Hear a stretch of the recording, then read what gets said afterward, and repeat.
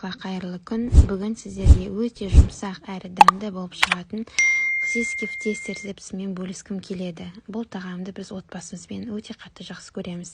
Ең алдымен бізге керек тағамдар ұн, тұз, қант, ашытқы, сұйық май және жылы сүт қажет болады. Ең алдымен ыдысқа жылы сүтімізді құйып аламыз.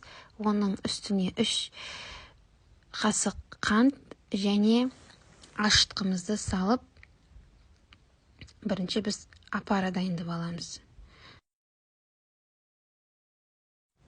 Жақсылап араластырып аламыз. 15 минутқа жылы жерге қойып қоямыз.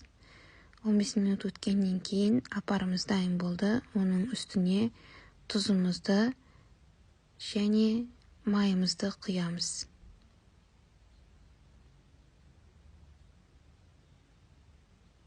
Жақсылап араластырып аламыз.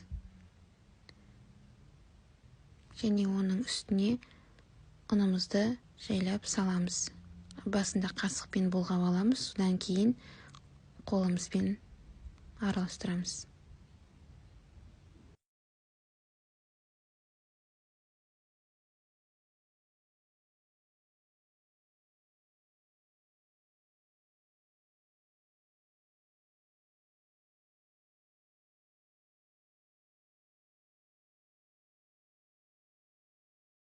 Қамырымыз көтерілгеннен кейін кішкене ұн сеуіп аламыз да қамырымызды жаямыз.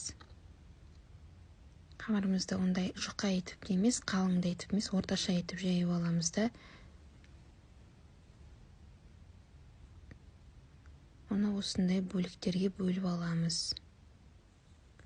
Содан соң осылай бір сосискеді алып, олардың жайлап осылай орап шығамыз.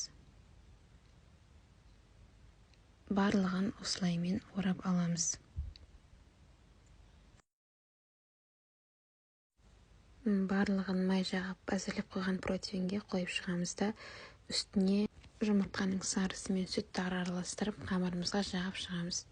Бұл біздің қамырымызға өте әдемі қызылқай түс береді.